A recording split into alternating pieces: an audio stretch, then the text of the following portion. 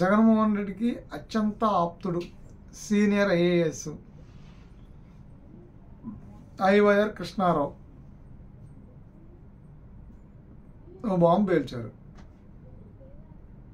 అదేంటి అంటే జగన్మోహన్ రెడ్డిని లిక్కర్ కేసులో నుంచి ఎవరూ కాపాడలేరని, దేవుడు కూడా కాపాడలేడని.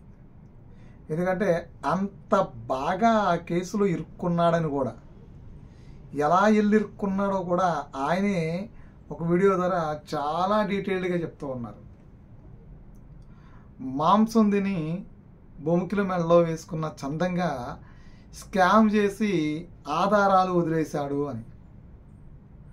ఇలాంటి కేసులో ఒక్క ఆధారం దొరికితే చాలు, ఆధారాన్ని తీగ లాగితే డొంకంతా కదిలిద్ది అని చెప్తూ ఉన్నాడు.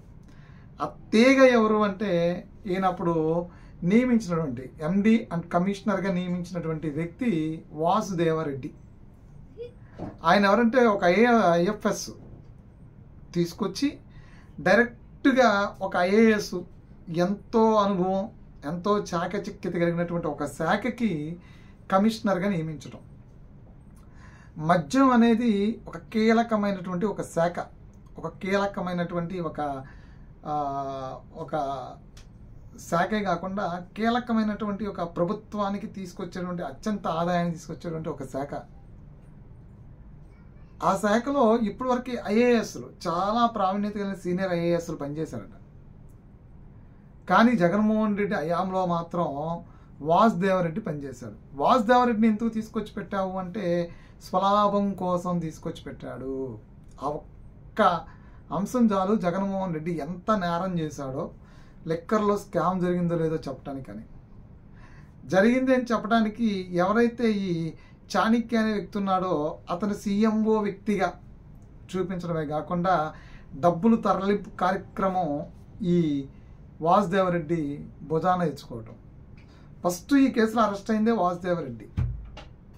ఒక వ్యక్తి రాసినటువంటి వెంకటేశ్వరరావు శ్రీనివాస్ అనేటువంటి ఒక వ్యక్తి ప్రిన్సిపల్ సెక్రటరీ రాసినటువంటి ఒక లేఖ, దాన్ని కూడా మద్యానికి సంబంధించినటువంటి పాలసీలని మెన్షన్ చేస్తూ ఆ పాలసీలు ఉన్నటువంటి లోపాలు, అవకతప్పులు, దాని ద్వారా జరుగుతున్నటువంటి అవినీతిని చూపించేదాకా రాసినటువంటి లేఖ.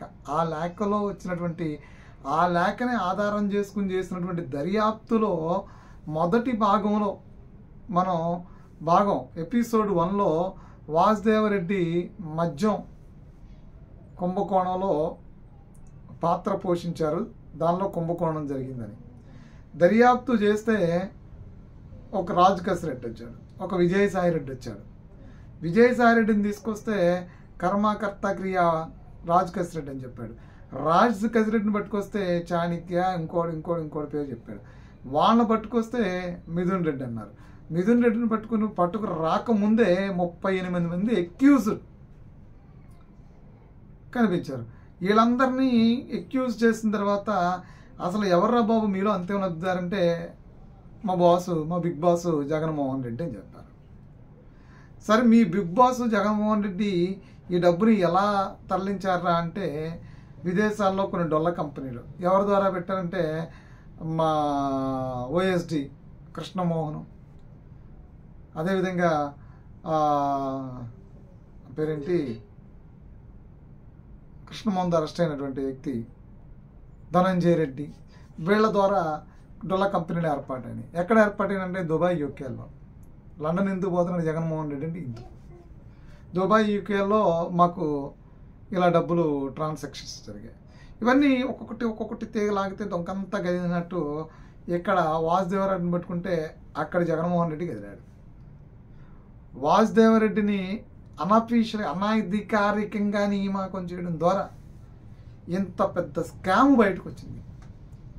అంటే మాంసం తిని బొయ్కల మెడలో వేసుకోవడం అంటే వాసుదేవరెడ్డిని తీసుకొచ్చి ఇక్కడ ఎండి కమిషనర్గా కూర్చోబెట్టడం, జగన్మోహన్ రెడ్డి స్కామ్ చేసి ఆధారాలు వదిలేయటం, ప్రపంచం మొత్తం కూడా ఏ చిల్లర కొట్టుకెళ్ళినా మనకి డిజిటల్ ట్రాన్సాక్షన్ జరుగుతున్న నేపథ్యం యుగంలో ఈ డిజిటల్ ఇదిలో అన్ని వేల కోట్ల రూపాయలు, లక్షల కోట్ల రూపాయల వ్యాపారం జరిగేటువంటి మద్యం దుకాణాల్లో డిజిటల్ పేమెంట్స్ లేవు.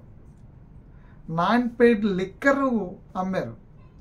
అప్పటికప్పుడు తయారు చేసి ఏదో బాటిల్ వేసి స్టిక్కర్ వేసి తీసుకొచ్చి వైన్ షాపులో పెట్టడం అమ్మటం జనాన్ని చంపాడు. నరాలు పిండేయడం, వాళ్ళ నరాలు లాగేసాడు బయటికి అంతే. మరి అదంతా చేసింది ఎవరంటే జగన్మోహన్ రెడ్డి. సో ఐవైఆర్ ఏం చెప్పాడు అంటే జగన్మోహన్ రెడ్డిని ఆ దేవుడు కూడా కాపాడలేడు, 100% కాపాడలేడు. ఎందుకు కాపాడలేడు అంటే ఈ కేసు అంత బలంగా దర్యాప్తు జరిగిందనేది ఒక సీనియర్ ఐఏఎస్గా ఆయనకి చాలా క్లారిటీగా అర్థమైంది. ఈ కేసులోంచి జగన్మోహన్ రెడ్డి బయటికి రాలేడు అని, అరెస్ట్ తప్పదు అని. చెప్పటి వరకు చాలామంది ఈ కేసులో జగన్మోహన్ రెడ్డి అరెస్ట్ అవుతారు అన్నారు. కానీ ఎందుకు అరెస్ట్ అవుతాడు, దీని మూలాలు ఏంటి అనే దాని మీద చర్చలు జరిపిన ఇదిగో ఇక్కడ మూలాలు వదిలేశాడు, ఇక్కడ ఆధారాలు వదిలేశాడు. ఈ ఆధారాలు అప్పుడే ప్రభుత్వం సేకరించింది. లోతుగా దర్యాప్తు చేసే క్రమంలో జగన్మోహన్ రెడ్డి అవినీతిని ప్రజలకు తెలియజేసే క్రమంలో ఇప్పుడు వరకు కూడా ఇన్వెస్టిగేషన్ నడిచింది. సో ఇప్పుడు ఈ ఇన్వెస్టిగేషన్ ముగిసింది. జగన్ అరెస్టు తథ్యం, ఆయన ఎవడు కాపాడలేడు అనేది ఈరోజు ఐవైఆర్ చెప్పాడు. ఐవైఆర్ జాతకం నిజం కాబోతూ ఉంది. ఎందుకంటే ఈ కేసులో ఎన్నో ఆధారాలు వదిలేశారు. ఆ ఆధారాలే సిట్టి ఈరోజు తీసుకుని చాలా దర్యాప్తు చేసింది. ఇది మాత్రం చాలా స్పష్టంగా అర్థమవుతూ ఉంది.